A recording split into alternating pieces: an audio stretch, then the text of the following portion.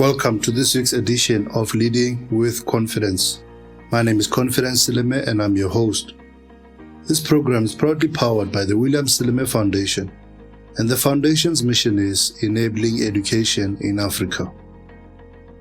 This week, I'd like us to talk on a topic I've titled Evaluating Our Self-Esteem.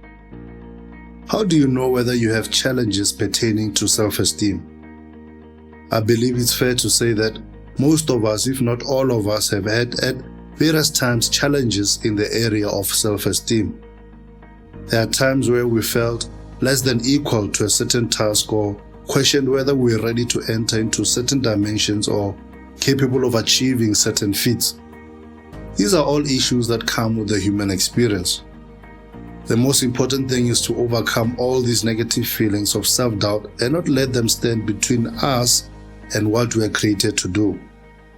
None of us are perfect, but all of us can do little or big things to make sure that we are better tomorrow than what we are today. I've compiled a list of some signs you can look out for which may point to low self-esteem. If you recognize some of these traits in your behavior, do not feel condemned. Rather, see it as an opportunity to begin improving yourself in this area of your life. You can begin taking steps that will allow you to become more confident and much bolder.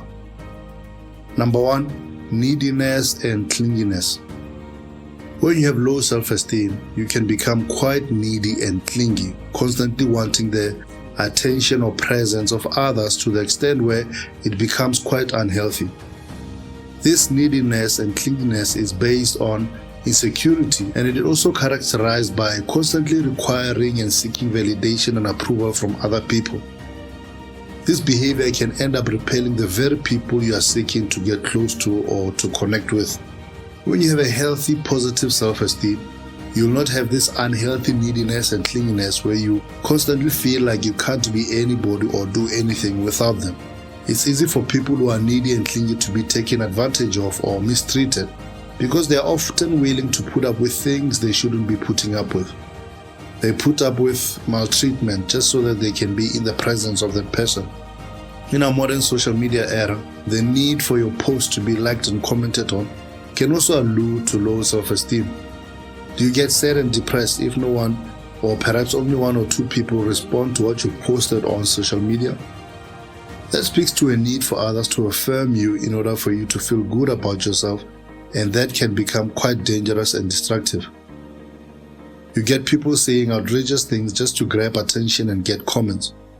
You also get others posting half-naked pictures of themselves just to get attention from the social media world. When you begin compromising your integrity just so that people can validate or take note of you, know that you are venturing into dangerous territory. Does this mean that you should not need anyone at all? Of course not. As people, we are naturally interdependent. As the old saying goes, no man is an island. So, I'm not here advocating for an unhealthy sense of independence or hermetic existence. To think or believe that you need absolutely no one is to sway to the other extreme, and such a stance signals a form of arrogance. There needs to be stability and balance, as this signals a healthy, positive self-esteem. We should be able to enjoy our own company. Just because you are alone, it doesn't mean you should be lonely. And if you enjoy your own company, it doesn't mean that you should become a recluse. Again, you must maintain a healthy balance. Number 2, self-suppression and self-sabotage. Self-suppression and self-sabotage can also signal low self-esteem. These two concepts are firmly interlinked. Essentially, self-suppression leads to self-sabotage, or you can say self-sabotage is a result of self-suppression.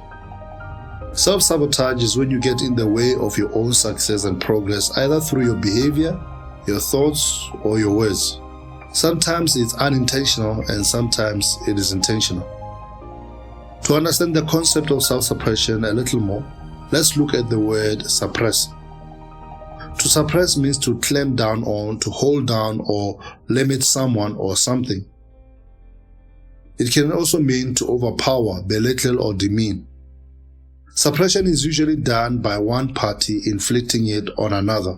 For instance, One may be suppressed by an employer or a manager in the workplace where the employer or manager overpowers, micromanages, or belittles you. One may be suppressed in a particular relationship where one is emotionally, sexually, or physically abused by their partner. Suppression is an act of domination and abuse of power.